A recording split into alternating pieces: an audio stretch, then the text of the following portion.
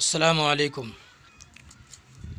रोज़े की हालत में सर में तेल, खुशबू वग़ैरह या आँख में सुरमा लगाना इससे कोई दिक्कत नहीं है, न रोज़ा टूटता है न रोज़ा मकरूह होता है।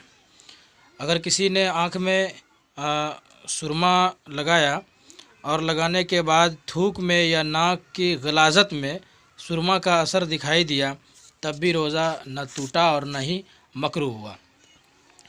इसी तरह से रोज़े की हालत में हलक के अंदर, गले के अंदर मक्खी, मच्छर, गर्दो गुबार वग़ैरह अगर ख़ुद ब खुद यानी अपने आप में ही या इसी तरह धुआं है, ये सब चला गया तो रोज़ा नहीं टूटा। अलबत्ता अगर क़स्दन यानी जानबूझकर अगर कोई ऐसा कर रहा है तो इससे रोज़ा टूट जाता है।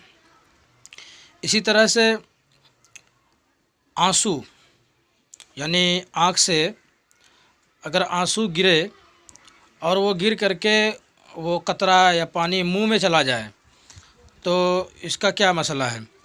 तो इसमें यह है कि अगर एक दो कतरे मामूली अगर आंसू हैं और वो थूक दिया तो कोई हरज नहीं है, और अगर ज़्यादा है जिसकी नमकीनियत महसूस हो रही है मुंह के अंदर तो और वो निगल लिया तो उसका रोज़ा फासिद हो जाएगा। इसी तरह नापाक रहना, रोज़े की हालत में किसी को एहतलाम हो गया या सोहबत की और वो आदमी नापाक रह रहा है तो बेहतर तो यही है कि फ़ौरन गुस्ल कर ले, और अगर न कर पाए तो कोशिश ये हो कि ज़वाल से पहले पहले तो ज़रूर गुस्ल कर ले। और अगर कोई गुस्ल नहीं कर रहा है और वो ज़वाल तक नापाक रह गया, दिन भर नापाक रह गया, तो उससे रोज़ा तो नहीं टूटता, अलबत्ता गुनाह होगा। ज़वाल के बाद भी कोई शख्स अगर नापाक रह रहा है तो उसका गुनाह होगा। रोज़े की हालत में नक्सीर फूटना यानी नाक से खून वगैरह निकलना, तो इससे भी रोज़े में कोई हरज नहीं है, रोज़ा नहीं टूटता, कोई खलल नहीं है रोज़े में। एक मसला है रोज़े के अंदर कान में तेल डालना, इसी तरह पानी डालना या ख़ुद ब खुद पानी चला जाना। देखिए, पानी से तो कोई हरज नहीं है। आदमी अगर दो चार कतरा पानी किसी वजह से कान के अंदर डाल लिया या वज़ू करने में चला गया या किस नहाने में चला गया तो पानी से तो कोई हरज नहीं है।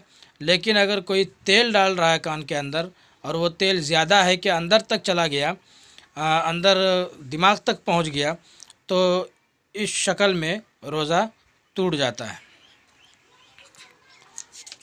अगर कम है, एक दो कतरा है, या इसी तरह अंगुली में लगा करके कोई ऐसे ही फेर रहा है तो उससे कोई दिक्कत नहीं है।